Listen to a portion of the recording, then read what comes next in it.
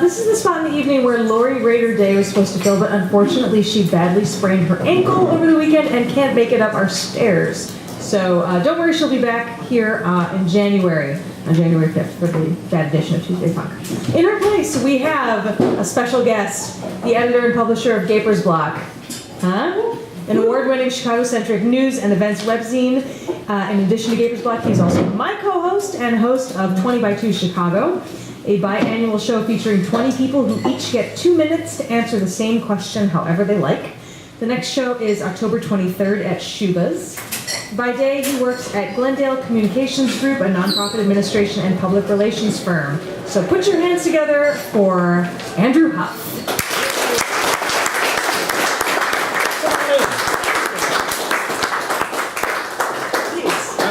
Let me adjust the microphone for you. Well, please. Thank you. Actually, I think it's just all right. Thank you. I have a poster for 20 by 2. Please come. The question this time is, when did you know? And our next reader is one of the readers, or one of the speakers at it. So, a little about that. And to explain what I'm about to read, this is something I read at another reading series a few years ago. The First Time reading series. Anybody ever been to First Time? It's actually coming up in, I think, next week.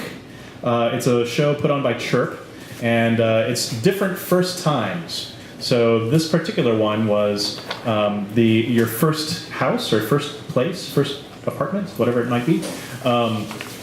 And the setup is you read a little bit about whatever that first is, and then a band, a three-piece band, performs a cover of a song that you request that's related to your story. So see if you can figure out which one I chose. My first place in college after the dorms was 1400 Pennsylvania Avenue. I know what you might be thinking. The White House is 1600 Pennsylvania Avenue. That didn't stop people from signing the address up for junk mail under the names of various presidents. Andrew Jackson got quite a few catalogs, including Adam and Eve. 1400 Pennsylvania Avenue was a 2-story brick house of a simple Germanic style that was very common in Columbus, Ohio. The current owner, when I lived there, was an Indian businessman who had purchased it when his daughter began med school at Ohio State. Our street dead-ended one house north of us into the parking lot for OSU Hospital. After she graduated, she kept the house as a rental property. It was painted white, yes, and had a nice porch overlooking the cobblestone street and 4 bedrooms, which is the main thing that drew myself and my housemates to it. There were 2 bathrooms and, oddly, 2 kitchens, one on the first floor and one on the second. This seemed to be the only movement towards converting the house into 2 apartments that some previous owner had made. Apparently in the 1970s, based on the avocado formica in the upstairs kitchen. The garbage disposal in that kitchen had been permanently frozen thanks to who knows how many beer bottles thrown into it. So we soon learned that this was probably courtesy of the previous tenants, a heavy metal band. And it was also our first hint at how reluctant our landlord was to fix things. More about that in a little bit. My housemates were Shannon, Angie, and Jen. Shannon and Jen were girls from my floor in the dorm. Shannon asked me to live with them, in large part because her father would only agree to let her move off campus if there was a man in the house. Angie was an art student at Columbus College of Art and Design, whom Jen had gotten to know somewhere. None of us really knew each other at all, but somehow that didn't matter at the time. College. Jen called dibs on the room in the converted attic, and Shannon really wanted the converted dining room on the first floor, back behind the kitchen. That left Angie and me to take the 2 rooms on the second floor.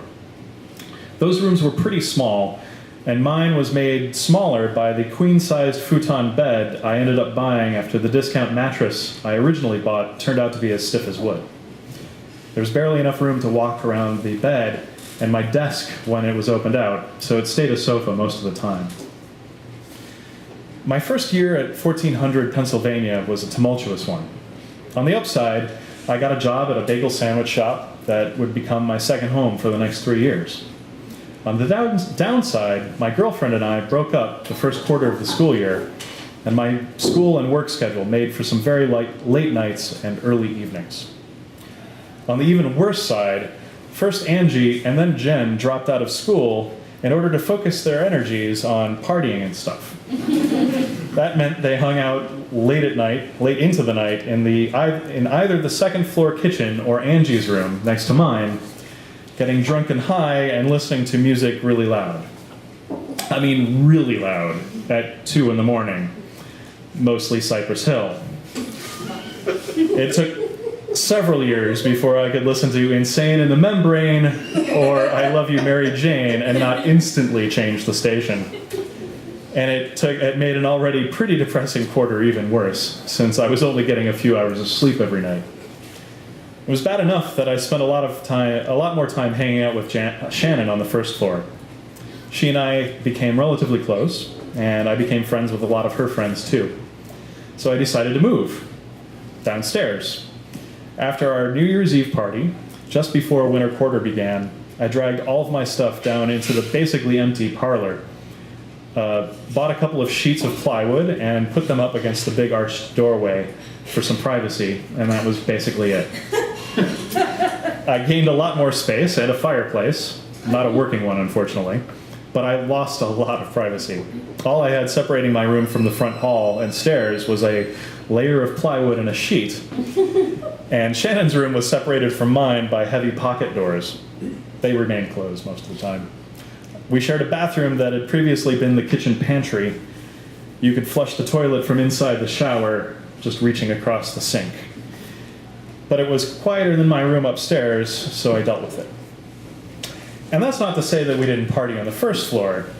We had a lot of parties. Shannon and I would throw the doors open between our rooms, and we'd have 20 or 30 people in there.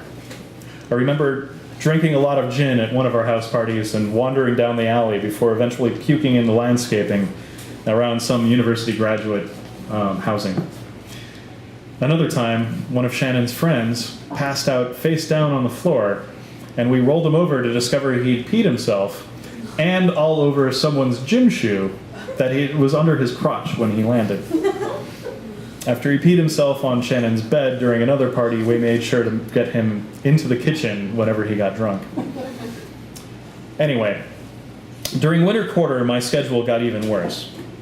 Between a full load of reading and writing heavy classes and 2 and 4 a.m. closing shifts at the sandwich shop, I was up at all hours of the night and drinking ludicrous amounts of coffee to stay awake.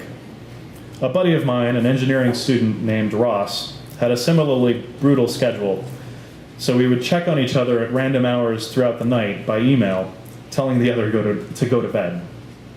We started calling it the Ohio State Insomniac Society, and occasionally added friends to our rounds. The crazy hours meant I couldn't fall asleep when I wanted to, a fact made worse by the birds. As I mentioned, the parking lot for the hospital was 2 doors down.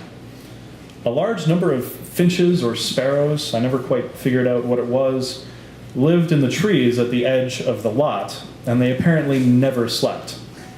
I don't know if the streetlights that lit the lot all night had messed with their circadian rhythms, or if they were naturally nocturnal birds, but they actively chirped all night long and all day too. There were enough of them, and they were noisy enough that I couldn't fall asleep, hopped up on caffeine as I was. I've noticed the same nocturnal birds in parts of Chicago, confused by the eternal sunshine of the city lights. It's particularly common down in Buena Park when we lived down there. Things got a little better spring quarter, with a more normalized schedule and the ability to get outside more often. I would often spend evenings hanging out on the front porch, listening through my open bedroom window to Fats Waller, Dizzy Gillespie, or Beastie Boys. I wasn't that much of a hipster. While I smoked my pipe and tried to get through The Name of the Rose. Okay, I was that much of a hipster. I was still working the Friday night closing shift at the sandwich shop, which meant I got home at 4 or 5 in the morning on Saturday morning and slept until 11 or noon. Which brings me back to my landlord. After months of not being able to get him to fix some of the things in the house, the roommates all decided to withhold rent until he did. That got him to the house in a hurry. Such a hurry, in fact, that he didn't bother telling us he was coming. I awoke one Saturday morning at around 10 a.m. to find a man on a ladder next to my bed, patching cracks in the plaster ceiling. My landlord was standing next to him, watching as plaster crumbs dropped onto me. I got up and yelled at them to leave, and this was just the beginning of a string of unannounced visits. So it wasn't very, very hard to make the decision to move out when the time came. I'm not sure where Jen and Angie ended up, but Shannon and I continued to live together. We went hunting for another house to live in with some friends we knew better. We nearly rented a house behind a bar whose manager showed us the place and offered to run a beer tap into the kitchen as long as we would pay for the keg. College. We ended up renting a huge house across the street from that one that had an amazing deck. It was big enough for the 5 roommates that I ended up with, and it was also perfect for huge, out-of-control parties, especially once they tore down the neighboring houses. But that's a story for another day.